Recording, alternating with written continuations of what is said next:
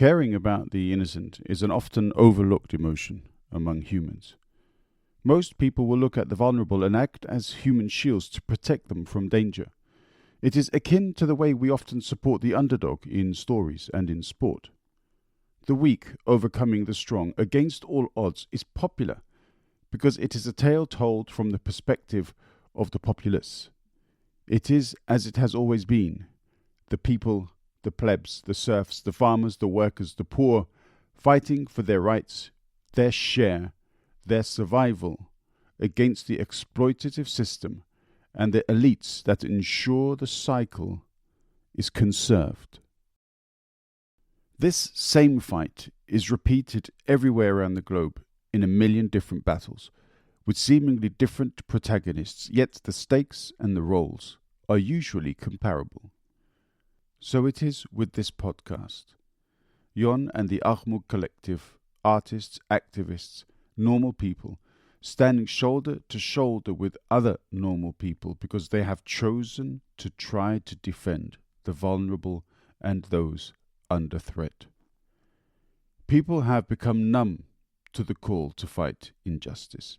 Which injustice do we fight today? How many will we be needed to fight tomorrow? Why must we always fight?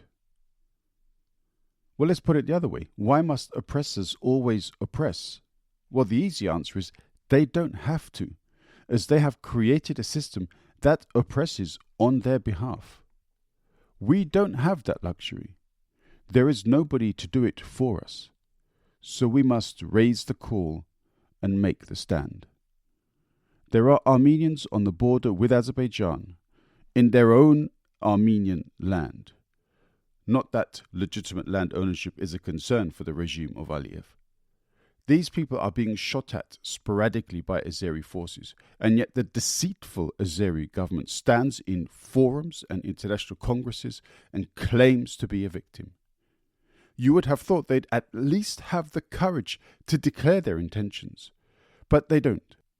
Even though all the world can see it, they play along, mostly because Aliyev has access to oil, because he is corrupt and will spend where he wills, and to hell with his own country folk too. But this podcast is about the Aghmoog Collective, and moreover, it's about the innocents on the border and the need to raise funds to build shelters for them, for when the raiding parties come, so that they can protect themselves and their children. Thank you, Jon, and the Aghmoog Collective for everything that you do. Twoandamic, no longer clocking out. Rise up.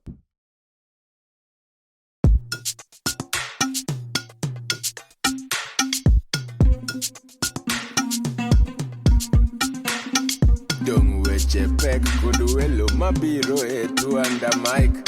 Dung parodit kod jok mawuoye Twoandamic. Seche tin sud buta wawinji e Twoandamic. Ola wachokre, wabed piny, biwawinje, ero chako, dumomit ndi, podcast makende.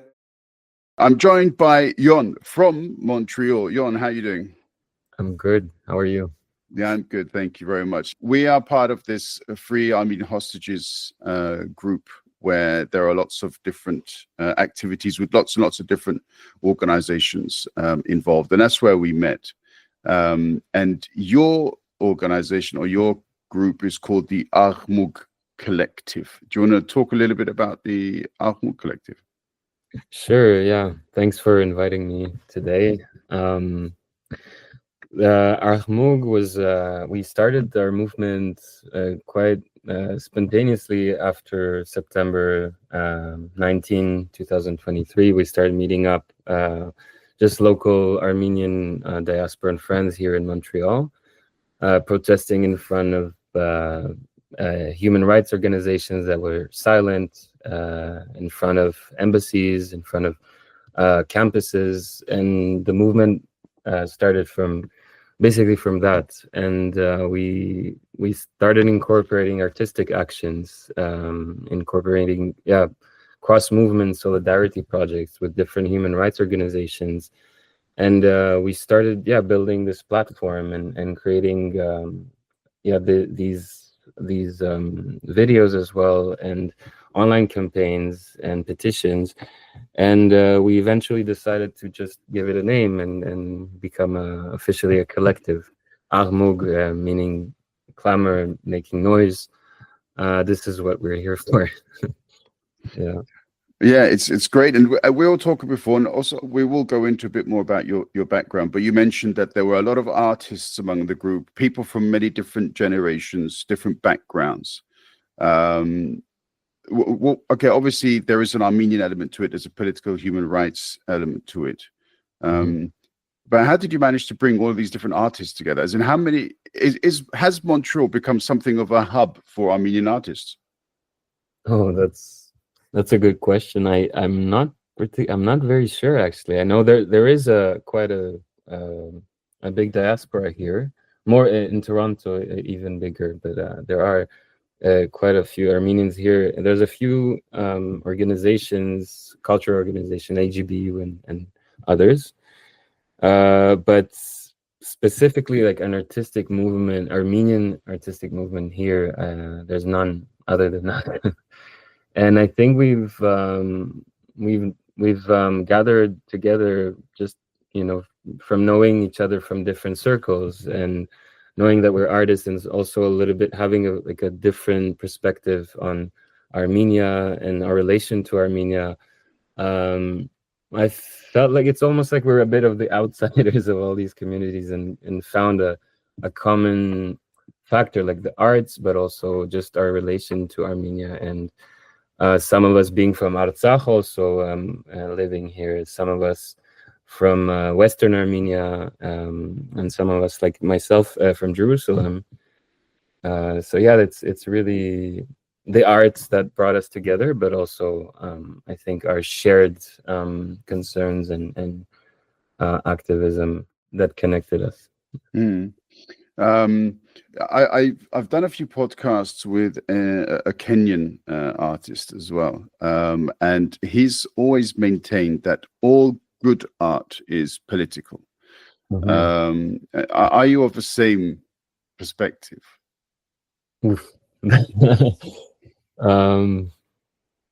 I think, art touches upon, like, there's some deep truths that you can, if you're very genuine with what you're creating, I think you're getting at some truth that is inherently also political to an extent. So yes, I do share that. It can be very subtle, but it is there. Yeah. Yeah. Good. Okay, so shout out to Omish and Josh then, who's the Kenyan artist who pointed out this particular perspective. I really enjoy being in. I'm not as active as a lot of the other individuals within our group that we've got, and I've recently come to know the Armor Coalition, the Aghmoog Collective. They did an event in Berlin in conjunction with the Kurdish organization called the Ronahi International, and I've been I used to be involved in Armenian organizations back in London for many, many years. And what you always found was that you'd go to these political events, and invariably there'd be a sort of a man with gray hair, much like I am now, standing on stage, and you probably wouldn't get to see many young female political activists. But when I went to this event in Berlin, the entire organization was run by young females, whether Armenian or Kurdish. They held the entire the organization. They put together, they talked, they presented, they communicated, they'd established links with a journalist in Aleppo, they'd established contact with a Kurdish Armenian representative in northeast Syria. So we had live communication. It was a wonderfully insightful evening and thoroughly enjoyable.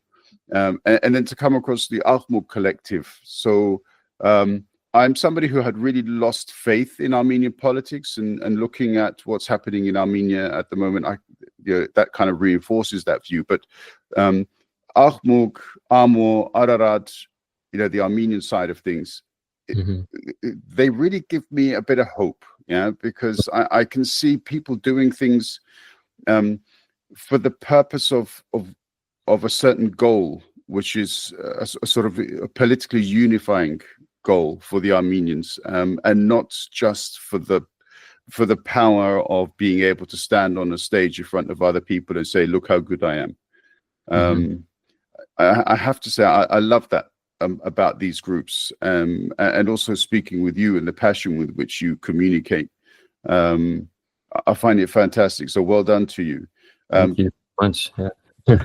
Yeah, I mean, but another thing, talk about the Aghmoog Collective, was that you also said before, you don't only focus on Armenian-centered issues, but you also engage in other political movements. You also want to talk about that and how you could sort of interact with other groups too. We've tried to focus just in Montreal itself, when around the COP29 event, the conference, we were really focused on creating these cross-movement collaborations, specifically with non-Armenians. First, because unfortunately, it was actually easier to get them on boards than Armenian organizations. Again, I mean, I think Armenians have grown more suspicious with time, and I think it's a legitimate feeling when you're constantly betrayed by so many powerful nations and organizations and systems. But I mean, I think Aghmoog was very transparent with our mission, and it was not the most easiest. It wasn't an easy process to get Armenians on board, but the human rights organizations that we've partnered around COP29 were all in and really supportive. Second, I think it's really important to see it as a global issue. It's a human rights issue. It's an environmental issue as well. Presenting Artsakh as if it's a net zero region, as if there's like this net zero came the expense of nothing, is totally, it's a blatant lie, and we're seeing this pattern of erasure and revisionism elsewhere as well, so it's not something isolated. And I think if we're bridging these different struggles around the world, we're actually we're making allies that share the same values and goals, and I think that's how things start changing, really, for real.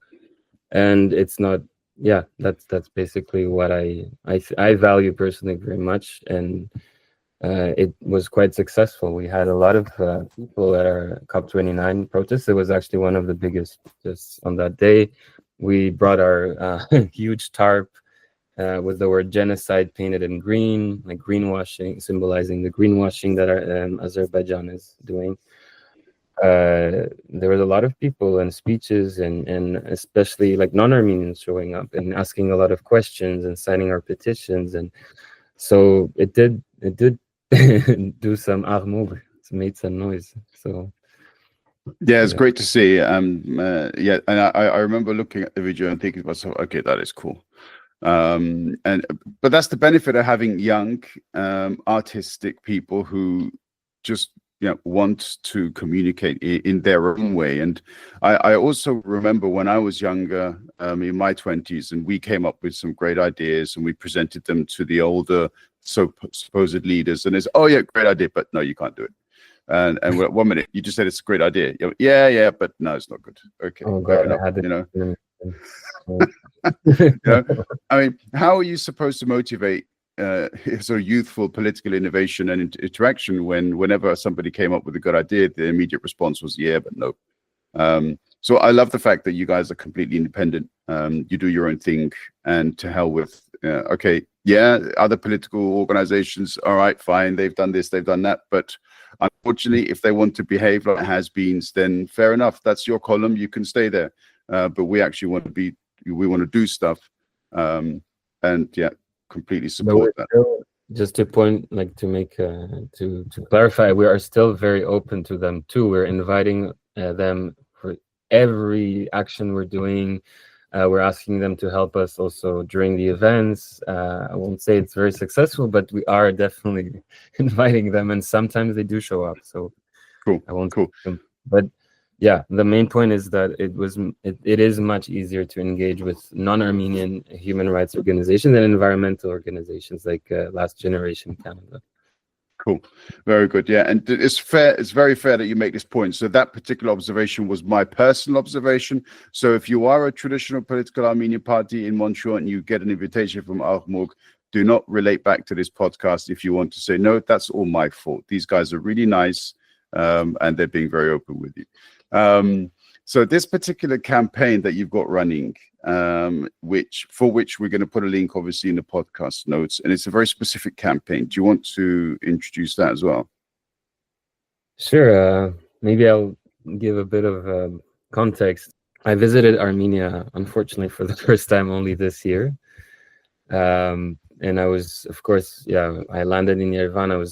I felt this emancipation, like being there, and my Armenianness like in full bloom, what I held dearly in my heart, but also very much at home, suddenly is like in front of me everywhere, wherever I go. So I was really had an amazing welcome in Yerevan and in general wherever I went, and Gyumri as well, and Siunik. But with that, I felt like there's a distance in Yerevan when it came to discussing more uncomfortable topics, and when I would meet people, I would find it very hard to open up about things that concerns, questions about existential threats, emergency response, Artsakh refugees, and also actually the question of the refugee status. It was not so obvious for some people. Like when I actually said, for me, it's crystal clear. Like the refugees, it was not so easy to talk about.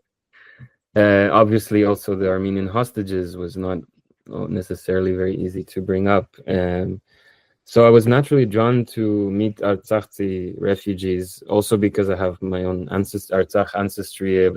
I wanted to get to know some people that had to flee for their lives, but also that's also my only connection to Artsakh, because I've never been myself, and I wanted to see where they are at.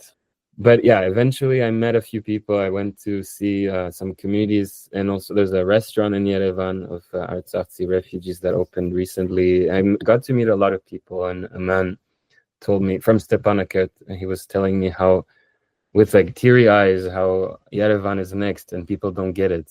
He really spoke from experience. The people in Armenia, they've had to deal with the issues in Karabakh in many different ways for over 30 years. And when Kocharian became president of Armenia in Yerevan, a number of Karabakhis moved to Yerevan too. So there, it's people just think, looking out from outside, they say, okay, yeah, Armenia, Karabakh, of course they're going to support each other. They're ethnically the same and so on. They are, of course, ethnically connected, but these are regions that have been populated independently for thousands of years. Karabakh as a region, the Armenians in Karabakh have been there for thousands of years. They have a completely different culture. They have a completely different way of life. Their language is not completely different, but it is quite different. The accents are very strong and so on. We are not talking about a 100% cohesive collective of people here. So there are issues between the two.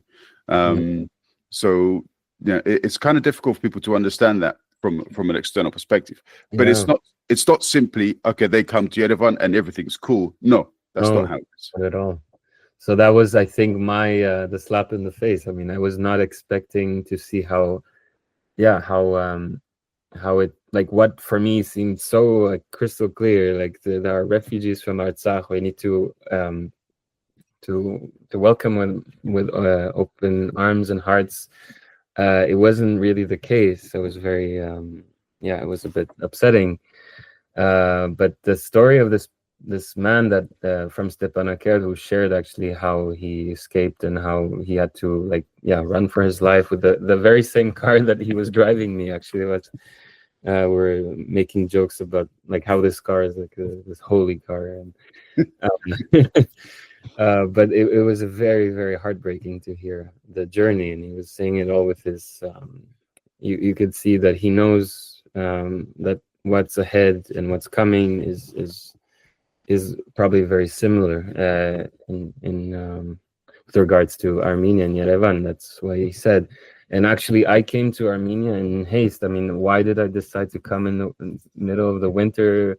It was not like I always dreamt to like I'll come to Armenia in you know in the summer for the first time. I'll take my time. I'll come with my family. It will be, but I understood that we're in a very sensitive time. Very the existential crisis is very like it's there. I feel it. I saw it from Yerevan. I started my trip into those areas where I felt like I could actually hear from people talking about that existential threat and living it and really finding ways to live around it, and just really they gave me so much insight into their lives, but also a lot of hope.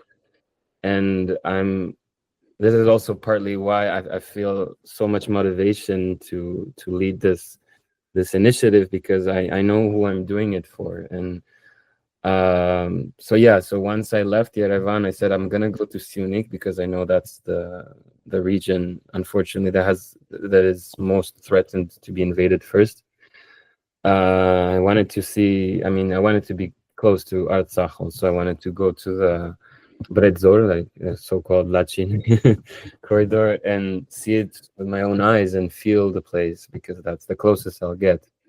And once I reached, I went to Goris, and then I went to Kornizor with a taxi driver, and just being on that road and seeing these barren lands and you could see that there used to be life in those areas, and it's so.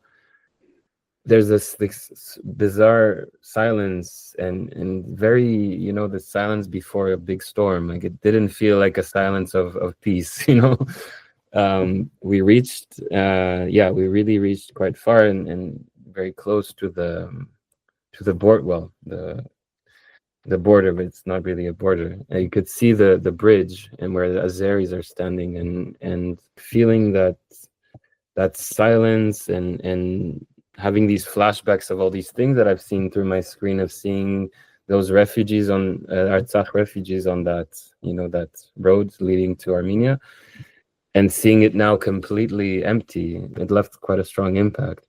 From there, I went to Kornizor, and I just spontaneously started like interviewing people, because I am not a journalist or anything, but people thought I am, which was quite nice.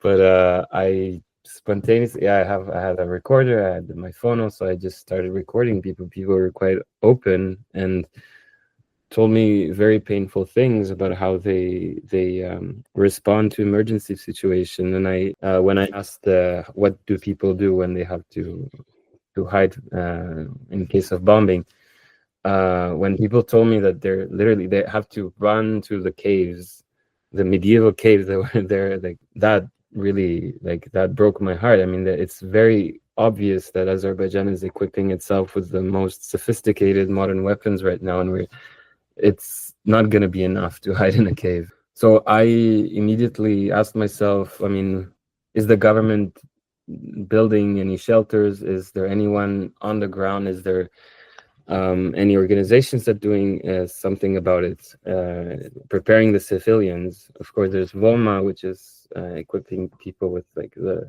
knowledge and military equipment and all that, but actual shelters for those moments that would very likely happen sometime soon.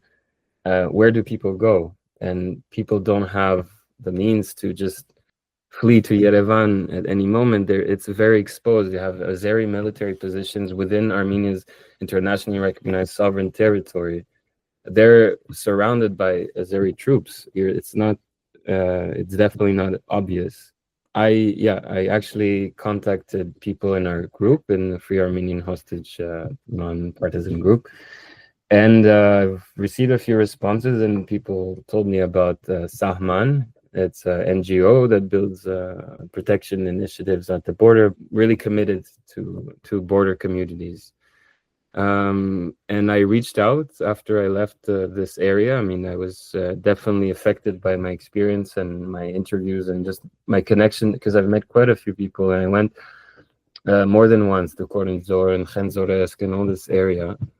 And I mean, I still I still keep in touch actually with the people that I met.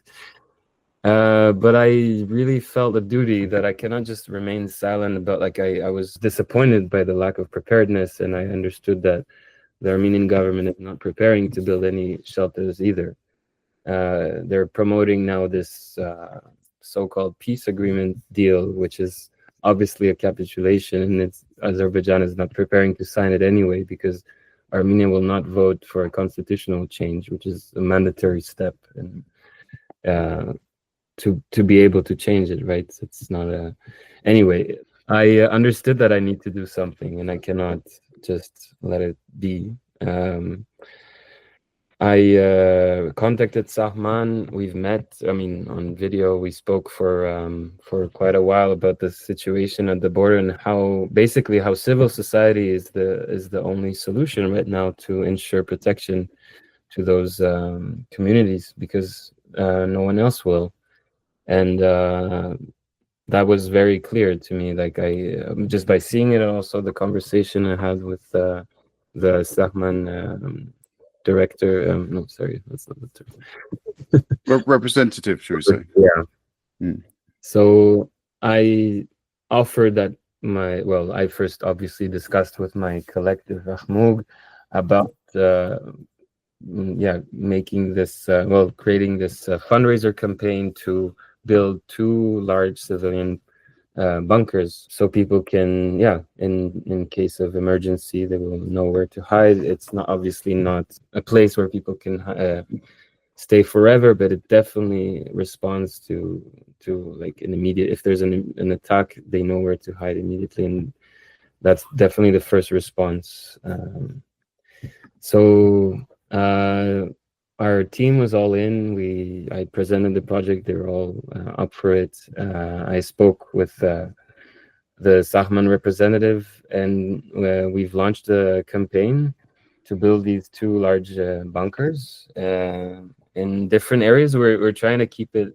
We're not sharing the locations, obviously, Sure. because of Azeri intelligence. We want to keep it under the radar, but which is also actually creating a little bit of challenge in how we present our project, and like I mentioned before, building that credibility among Armenian circles about like our plans and our project. It's not something very easy to do, and for me, it's not only about building those 2 bunkers.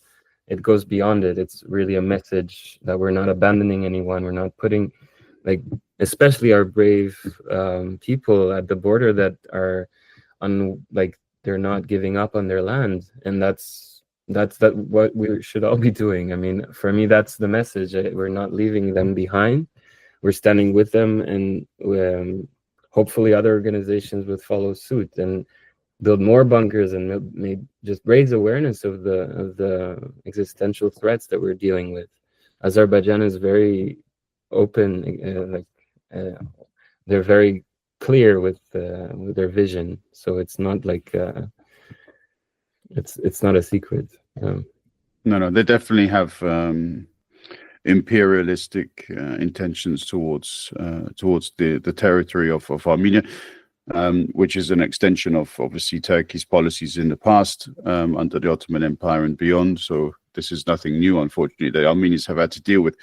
Let's not talk too much about Pashinyan, though I do want to mention Chelsea Hart because of the support that they've given through their campaigners. And obviously, we kind of said that we would not talk necessarily too much about all of your personal connections with this issue, but Chelsea Hart talks about the amount of support that Israel has given Azerbaijan for a long time. Now, you were born in Jerusalem, so obviously you've got connections there as well. So it's going to be hard for us to kind of avoid doing all of that. But let's, kind of shout out to Chelsea Hart for the support that they've given.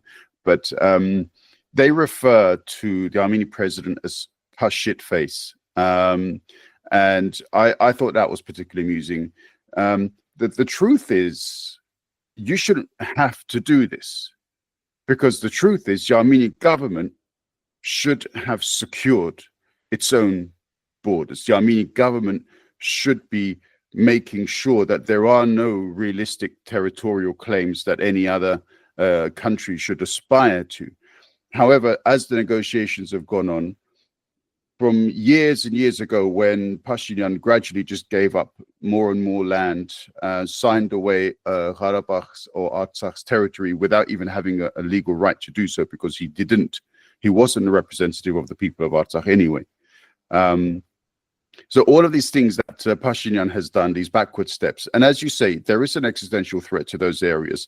He may accept having a pipeline go through Armenia, which in itself, now we don't want to talk too much about these issues, but which in itself I think will be conceding land, because that's going to cut off a certain part of the country. And I can't imagine Azerbaijan relinquishing control of a certain part of their pipeline to the Armenian authorities. So just that in itself would lead to the concession of even more land.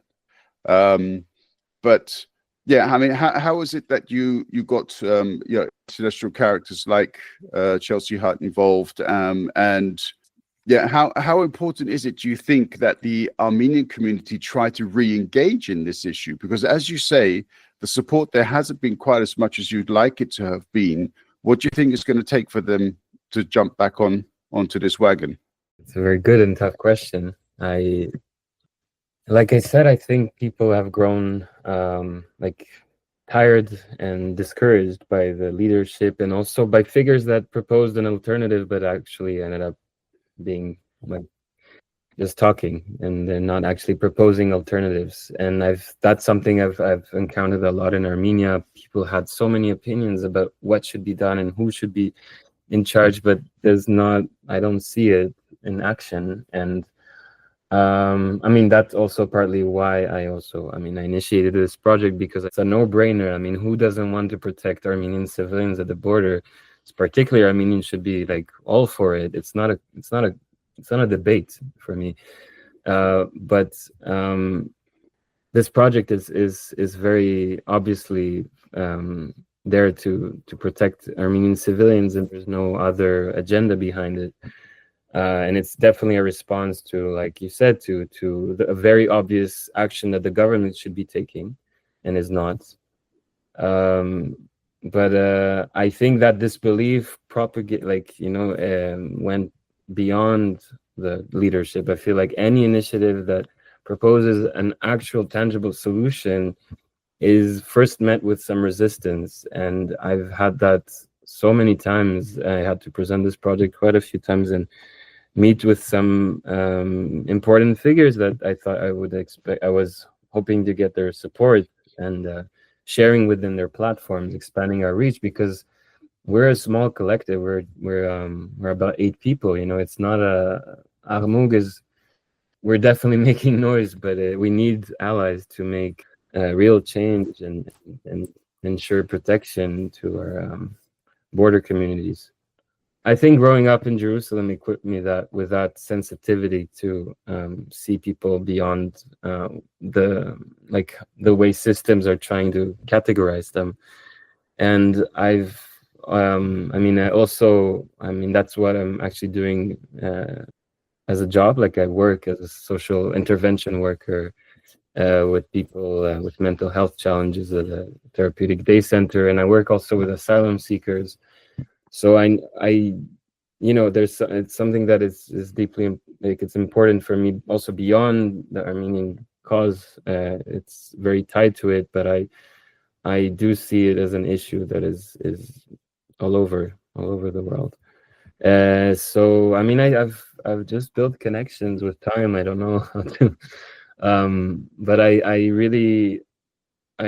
think what's important to me is like the mindset I'm doing it with, and when I'm reaching out to different potential allies and organizations, is that I'm not begging them to see us. I feel like it's a duty. It's part of something that, if they're actually honest with their work, this comes with what they're doing. I mean, the Armenian cause has not been, obviously has been shadowed by Azeri propaganda, like, you know, fed by petrol money. They have a lot of power and control. I feel like for the Armenian cause, it's been very, very challenging to get engagement from the most, like, the biggest organizations like Amnesty International. Even takes so much time until they actually report on what's happening, and it's very important that they do, because there is a huge campaign, like a revisionist campaign, in front, like unfolding in front of our eyes, and not only in Azerbaijan and so many other places. And it's really, really important that we stick to, I mean, to the evidence and to our archives and everything that we have, which is the truth.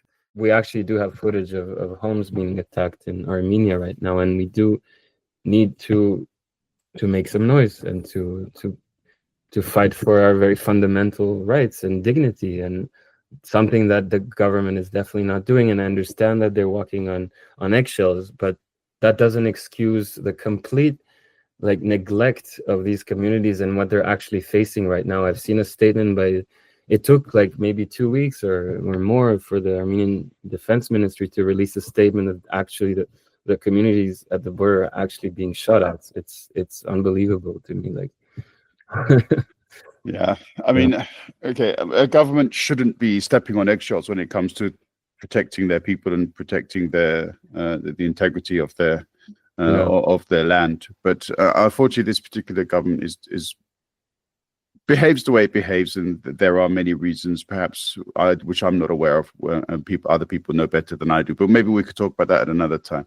But yeah, this campaign that you're doing to provide immediate fundamental support to people in the case of attack, which would hopefully keep them safe until defense forces arrive, that can make sure that then the attacks are pushed off, and that these people can then find some kind of a safety, some way to safety, which is basically what the project is.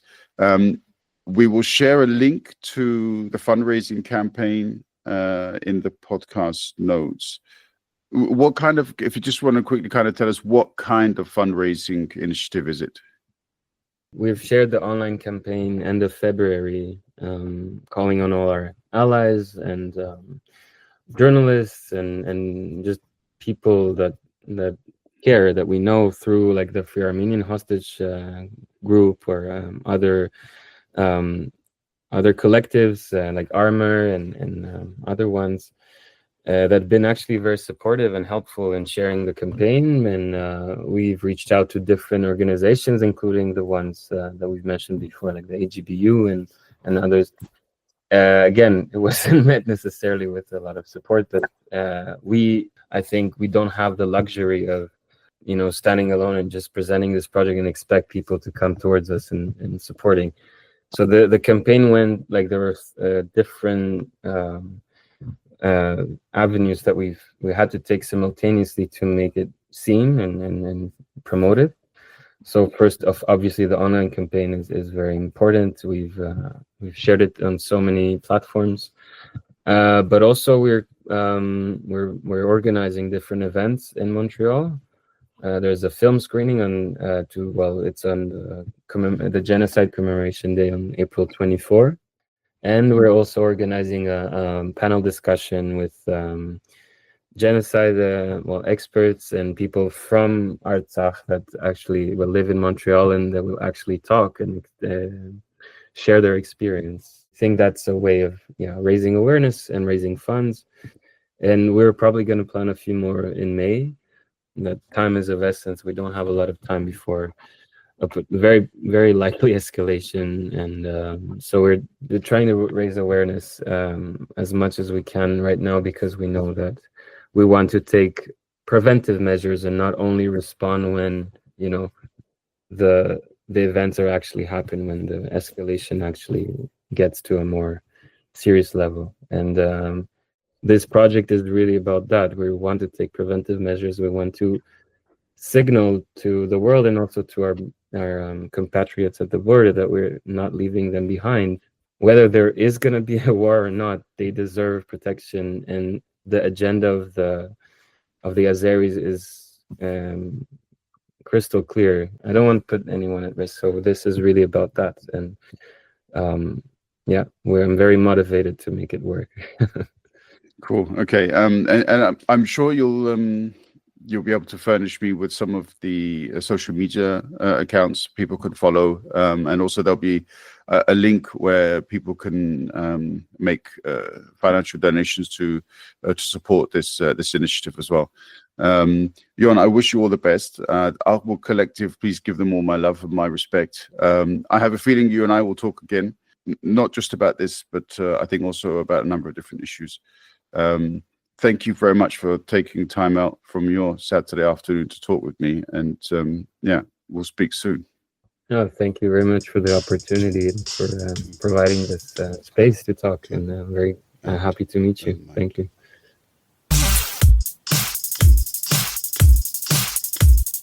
Two and a mic.